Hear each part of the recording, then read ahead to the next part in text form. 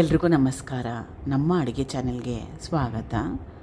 ಇವತ್ತಿನ ವಿಶೇಷ ಹಗುರವಾಗಿ ಆರೋಗ್ಯಕರವಾಗಿರೋ ಅಂಥ ಬೆಳಗ್ಗೆ ತಿಂಡಿ ಅಥವಾ ಈ ರೆಸಿಪಿನ ರಾತ್ರಿ ಊಟಕ್ಕೆ ಕೂಡ ಮಾಡ್ಕೊಂಡು ತಿನ್ಬೋದು. ಇವತ್ತಿನ ರೆಸಿಪಿ ಯಾವುದು ಅಂತ ನೋಡೋಣ.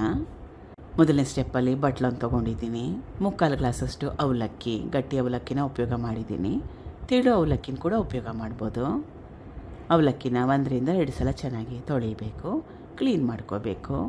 ಅವಲಕ್ಕಿನ ತೊಳೆದಿದ್ದಾಗಿದೆ. ತೊಳೆದಿರೋ ನೀರನ್ನ ಸಂಪೂರ್ಣವಾಗಿ ತೆಗೆದಿದ್ದು ಆಗಿದೆ. ಮೊಸರನ್ನ ಸೇರಿಸ್ಕೊಳ್ತಾ ಇದ್ದೀನಿ. ಹುಳಿ ಮೊಸರು 3-4 ಟೇಬಲ್ ಸ್ಪೂನಷ್ಟು ಮೊಸರನ್ನ ಹಾಕೊಂಡ್ಮೇಲೆ ಕಲಿಸ್ಕೊಂಡು ಸುಮಾರು ಒಂದು 10 ನಿಮಿಷ ರೆಸ್ಟ್ ಮಾಡೋಕ್ಕೆ ಬಿಡಬೇಕು. ಅವಲಕ್ಕಿ ಮೆತ್ತಗಾಗಬೇಕಲ್ವ, ಅದಕ್ಕೋಸ್ಕರ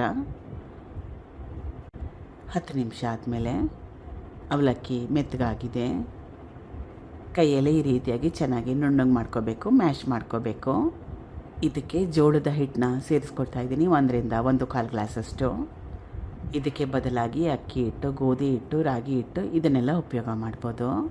ಸಣ್ಣದಾಗಿ ಕಟ್ ಮಾಡಿ ಇಟ್ಕೊಂಡಿರೋ ಮೆಂತ್ಯ ಸೊಪ್ಪು, ಹಸಿರು ಮೆಣಸಿನ್ಕಾಯಿ ಸಣ್ಣದಾಗಿ ಕಟ್ ಮಾಡಿ ಇಟ್ಕೊಂಡಿರೋದು, ಕೊತ್ತಂಬರಿ ಸೊಪ್ಪು, ಸ್ವಲ್ಪ ಅರಿಶಿನ ಮತ್ತು ಅಚ್ಕಾರದ ಪುಡಿ, ರುಚಿಗೆ ತಕ್ಕಷ್ಟು ಉಪ್ಪು, ಈರುಳ್ಳಿನ ಕೂಡ ಸೇರಿಸ್ಕೊಂಡಿದ್ದೆ ಈ ರೆಸಿಪಿ ಮಾಡೋವಾಗ.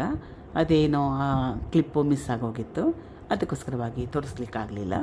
ನೀವು ಈರುಳ್ಳಿನ ಸೇರಿಸ್ಕೋಬೋದು, ಹಾಕ್ಕೊಳ್ದೆ ಮಾಡ್ಕೋಬೋದು, ಹಾಕ್ಕೊಳ್ದೆ ಕೂಡ ಮಾಡ್ಕೋಬೋದು. ಈರುಳ್ಳಿಗೆ ಬದಲಾಗಿ ಕ್ಯಾಪ್ಸಿಕಮ್, ಕ್ಯಾಬೇಜನ್ನು ಕೂಡ ಉಪಯೋಗ ಮಾಡ್ಬೋದು. ನೀರನ್ನ ಹಾಕ್ಕೊಳ್ಳೋಕ್ಕೆ ಮುಂಚೆ ಚೆನ್ನಾಗಿ ಕಲಿಸ್ಬೇಕು. ಈಗ ಸ್ವಲ್ಪ ನೀರನ್ನ ಹಾಕ್ಕೊಳ್ತಾ ಹಿಟ್ಟನ್ನ ಕಲಿಸ್ಕೋಬೇಕು. ನಾನು ಇಂಚ್ ಮೇಲೆ ಡೈರೆಕ್ಟಾಗಿ ಮಾಡ್ಕೊಳ್ತಾ ಇದ್ದೀನಿ. ಆ ರೀತಿಯಾಗಿರೋ ಹದದಲ್ಲಿ ಹಿಟ್ಟನ್ನ ಕಲಿಸ್ಕೊಳ್ತಾ ಇದ್ದೀನಿ. ಅಕ್ಕಿ ರೊಟ್ಟಿ, ರಾಗಿ ರೊಟ್ಟಿ ಮಾಡಲಿಕ್ಕೆಲ್ಲ ಕಲಿಸ್ಕೊಳ್ತೀವಲ್ಲ, ಅದೇ ಹದದಲ್ಲಿ ಕಲಿಸ್ಕೊಂಡ್ರೆ ಸಾಕಾಗತ್ತೆ.